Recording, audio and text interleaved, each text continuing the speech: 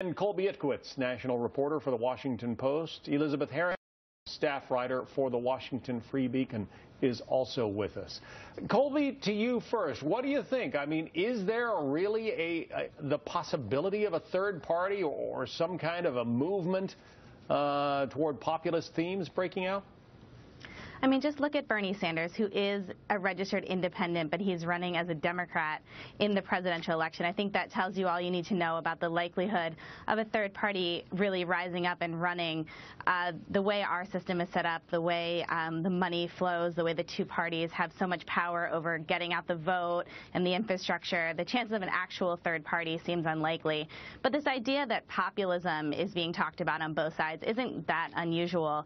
And you have to think that, you know, populism, this was something Ronald Reagan was talking about, then Clinton kind of took it back in the 90s. It's less about policy and it's more about image and telling voters, listen, we care about the average American. Even on the left, Elizabeth, you have a candidate named Hillary Clinton who is worth tens of millions, maybe hundreds of millions of dollars now, going on this listening tour, listening to the concerns of everyday Americans.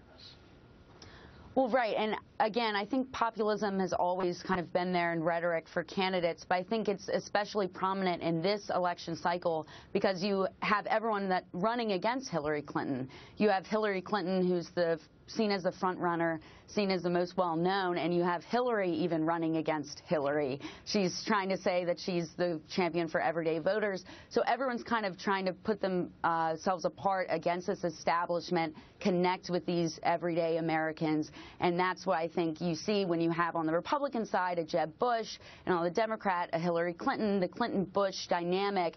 Everyone else is trying to be like, no, we don't want a Clinton-Bush. We want to be against establishment. We want to relate to Americans and be seen as an outsider. And Colby, thinking about what happened to Mitt Romney when he made that 47% comment, that seemed to define the rest of his campaign. He could not escape it.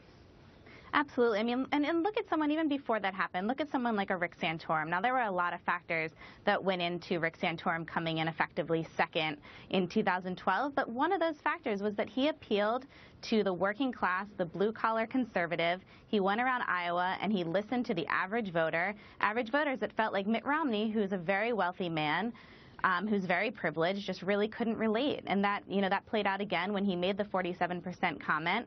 And it didn't resonate. I mean, voters didn't like that. And voters want to feel like their president is looking out for them and not looking out for the Washington establishment, Wall Street, the richest Americans. We also wanted to talk with you, too, about another column from former Obama White House Communications Director Dan Pfeiffer. He writes that he finds himself in rare agreement with Karl Rove and that the growing size of the 2016 Republican field is actually a good thing. Elizabeth, what do you think about that? Some on the Republican side have said they are concerned that this field is going to cannibalize, you know, all of the candidates are going to cannibalize one another. Well, I think it is a good thing for the GOP because they have really no next in line. The field is really wide open, so it gives a lot of people a chance to get in there and kind of move the party to which direction they want to move it.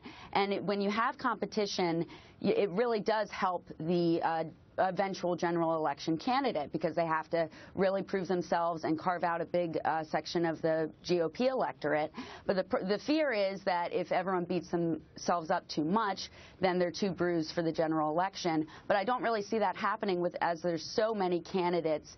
There's really going to be a lot of going around, and that kind of won't hurt the eventual nominee because there'll be so many candidates taking kind of the pressure off the eventual nominee. But Colby, if Hillary Clinton is eventually the Democratic nominee, and right now she's way ahead in the polls, I mean, anything could happen, but we'll see.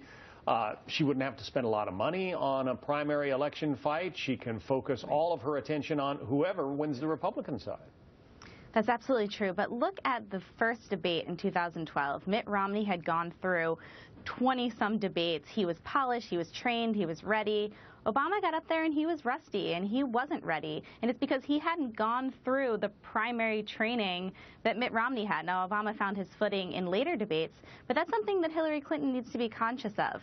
You know, she needs to make sure that she is answering questions from her Democratic primary challengers, from Bernie Sanders, from Martin O'Malley, so that she is ready, and if she is the nominee, which does seem inevitable, that she will be ready to take on whoever emerges from the Republican field. And that Republican field, Elizabeth, you point out, is quite varied. Right. I think it's a good opportunity for the GOP to show off its diversity. You have 2 Cuban Americans in Ted Cruz and Marco Rubio. You have CEOs, a female CEO. You have senators, governors, young people, fluent Spanish speakers in Jeb Bush and Rubio. This is something unusual for the GOP. When voters see the GOP primary, the debate stage, they're going to see something that they're not used to. They're going to see a bunch of different faces, fresh faces, a lot of diversity that really the Democrat side doesn't have this time. They're running all white, some sort of older candidates this time, and it's going to be I think helpful for the GOP. It has to be, for especially to see voters seeing something that they're not used to. Elizabeth Harrington and Colby Itkowitz, thank you.